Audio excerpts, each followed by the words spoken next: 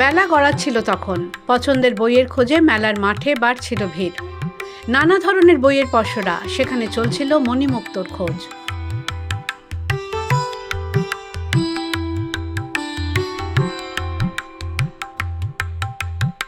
দা ওয়াল অমৃত কথা আপনাদের ভালো লাগছে, তার প্রমাণ আমরা অনেক পাচ্ছি। আমার সঙ্গে রয়েছে আজকে শ্যামশ্রী। আমরা কোথায় চলে এসেছি আপনারা বুঝতেই পারছেন, বইমেলায় এসেছি। শ্যামশ্রী, বলো আমরা আজকে কি করবো? আমরা তো বইমেলায় চলে এসেছি, আপনারা দেখতেই পাচ্ছেন। আমরা এবার বইমেলা ঘুরে আপনাদের অমৃত কথা যে বইগুলোতে লিপিবদ্ধ আছে, অর্থাৎ ধর্মীয় নানা গ্রন্থের হদিস দেব। একদম, আমরা দুজনে ঘুরে দেখবো, আপনাদেরকেও দেখাবো। চলো।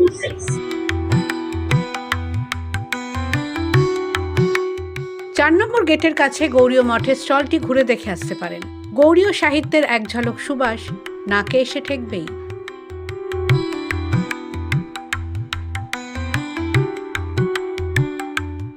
মেন যে ফিলোসফি, আমাদের আবারও বলছি গৌড়ীয় ফিলোসফি, সেখানে প্রত্যেক বছরে আমাদের মিশন থেকে চেষ্টা করা কিছু কিছু নতুন বই বের করা, সবই গৌড়ীয় দর্শনের উপরে।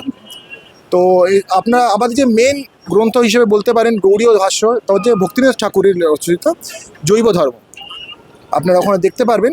এই পুরো বৈষ্ণব ফিলোসফির একটা কম্প্যাক্ট হিসেবে আপনি ওটা পাচ্ছেন।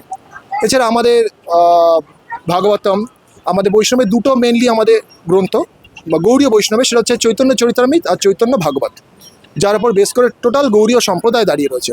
Not only Gaudiya Math, total Gaudiya সম্প্রদায় সারা পৃথিবীতে। তো এইগুলো আমাদের বিশেষত্ব।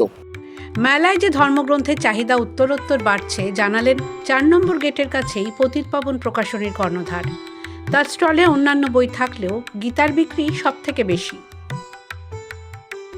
এইখানে এখন কলকাতা বুক ফেয়ার না, বিভিন্ন জেলা মেলায় বলুন, ধর্মগ্রন্থের উপরে এখন সব থেকে বেশি বই বিক্রি হয়।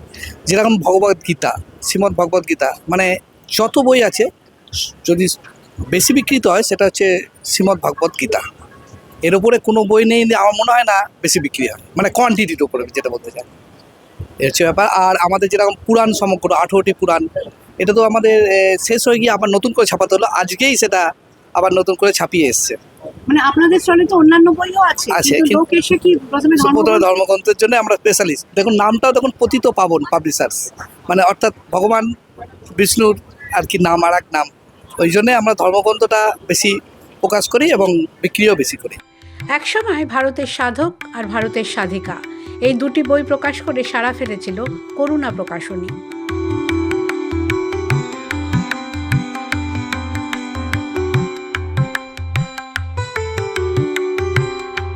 তবে এখন কর্ণধার কৃষ্ণেন্দু মুখার্জির আক্ষেপ, পাঠক প্রচুর থাকলেও ধর্মগ্রন্থ লেখার লোক পাওয়া যাচ্ছে না।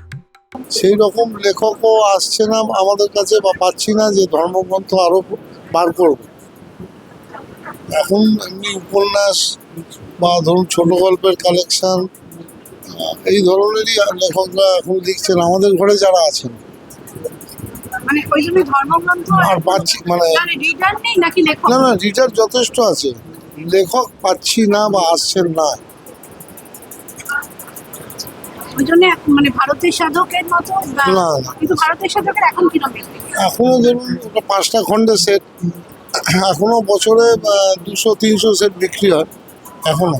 সাধিকাও তাই, একটাই খণ্ড, আগে 2টো খণ্ড ছিল, এখন একটা খণ্ড করেছে, ওটাও 200-300 মতো বিক্রি হয় বছরে। আরেকটি আছে ওই একই লেখকের সাধু সন্তের মহাসঙ্গমে বলে, আর শঙ্করনাথ রায় এবং ওনার মেয়ে জয়ন্তী ভট্টাচার্য, ওনাদের একটা বই আছে, ওনার যে গুরু কোন কোন ভাগ্যবানে দেখিবারে পায় বলে, সেটাও মোটামুটি চলে কিছু।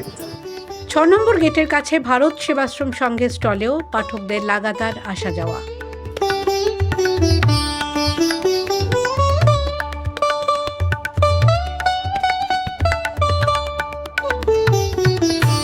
প্রত্যেক বছর নতুন নতুন আমরা বই বের করছি, চেষ্টা করছি, কিন্তু সেই সব আগ্রহ তো ধর্মীয় সম্বন্ধে, যেমন হিন্দু শাস্ত্র পরিচয়, সমস্ত শাস্ত্রের উপরে বইটা লেখা, সেটারও মানুষকে জানার বা বোঝার, হিন্দু শাস্ত্রে কি কি বই আছে সেই সব জানার জন্য তো সব সময় মানুষের চাহিদা বেড়েই যাচ্ছে দিনের পর দিন। আচ্ছা, চাহিদা বেড়েছে। চাহিদা বেড়েছে অনেক। এবারে কি নতুন কিছু বই হ্যাঁ, এদের আমরা বের করেছি স্বামী প্রণবানন্দজি, ভারত সেবা সংঘের প্রতিষ্ঠাতা। তার অলৌকিক লীলা, অলৌকিক শক্তিধর, তিনি কত বড় শক্তিধর যে কত অলৌকিক ঘটনা ঘটিয়েছে। গত বছর একটা বের করেছি, তাতে 50টা গল্প আছে। এরপর একটা বের করেছি এই বছর, সেটাও আবার 50টা ওই রকম অলৌকিক ঘটনা, গল্প সম্বন্ধে, হ্যাঁ জীবনের ঘটনা আপনি দেখতে পারবেন। আর মানুষের আগ্রহ বেড়েছে প্রণবানন্দজি সম্বন্ধে জানার। 6 নম্বর গেটের কাছেই ভারত সেবাশ্রম সংঘের স্টলের পাশে ইসকনের স্টল। কৃষ্ণ ভাবনায় উদ্বুদ্ধ হতে চাইলে এখানকার বইগুলো খুলে দেখতে পারেন।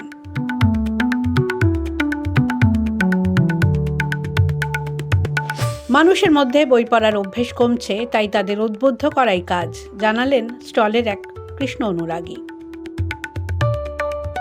मतलब हम लोग encourage करते हैं, मतलब मिनिमम एवरीडे 2-3 पेजेस अब पढ़िए, जितना भी टाइम है। मतलब सब लोग के पास सुबह में मतलब आधा घंटा तो निकल सकते हैं पढ़ने के लिए और कुछ योगा करने के लिए, मतलब सेल्फ को इम्प्रूव करने के लिए कुछ टाइम दे सकते हैं स्पिरिचुअलिटी के लिए।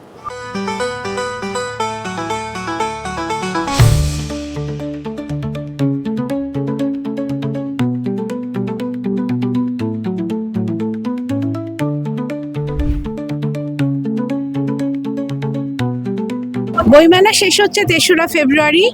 মেলার মাঠে এবার কি কি ধর্মগ্রন্থ আপনারা পাবেন তার একটা হদিস দেওয়ার চেষ্টা করলাম। তাহলে চলে আসুন তাড়াতাড়ি নিজেদের পছন্দের বইটা সংগ্রহ করার জন্য। আমি শ্যামশ্রী দাশগুপ্ত, দ্য ওয়াল অমৃত কথার জন্য। সোমা লাহিড়ী, আমাদের সঙ্গে ক্যামেরা করেছে শুভম।